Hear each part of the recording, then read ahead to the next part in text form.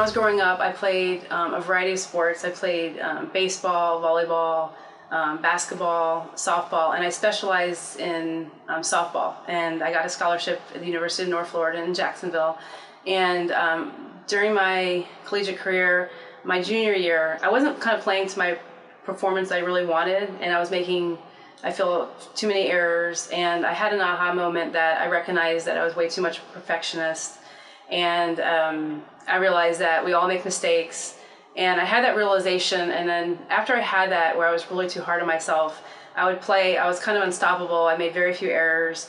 And I thought, wow, is there a career in this? Because I would love to inspire others to be awesome.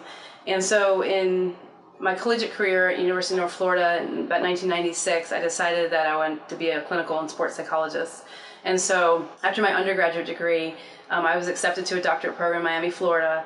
And I finished up my clinical training in 2002 when I was about 28 years old. And I knew one day when I was 20 years old that I really wanted to work with professional athletes. That was my dream when I was 20, that I work with professional athletes or athletes from all levels to help, inspire them. I'm very passionate about being a sports psychologist because I recognize that if you don't have the mental game, you won't go as far as you can go. And there's so much emphasis on the physical part of the game. I mean, parents spend thousands of dollars on, physical training, personal trainers, even the equipment. And they say, train harder. And what happens if you train too hard, you're not necessarily going to have the outcome you want in performance. So a lot of parents and people don't realize that it's mostly when your physical skills are honed, it becomes even more of the mental side. And so most people practice the physical part of their sport 100%, and very little training is on the mental part of the game. And so I realized that for people to really make it up to a high level, it becomes almost 100% what's going in between the ears.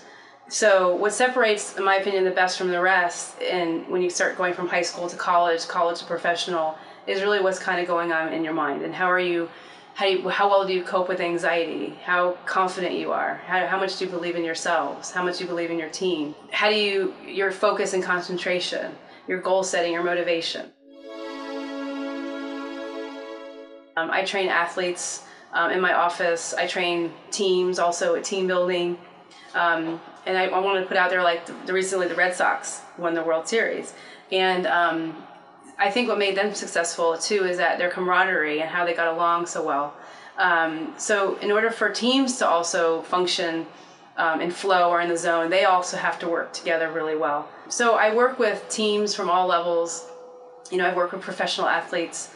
And I think that because of my background in a variety of sports, I played, basketball in high school. I played volleyball in high school. I played softball.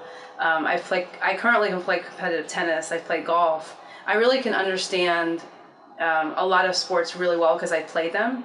And so in my office, I work with basketball players, volleyball, tennis, golf. I had equestrian, rodeo, and also performers like actors, musicians, surgeons, executives, because performance is not just in the athletic arena. Performance is life, and it's also in other various professions.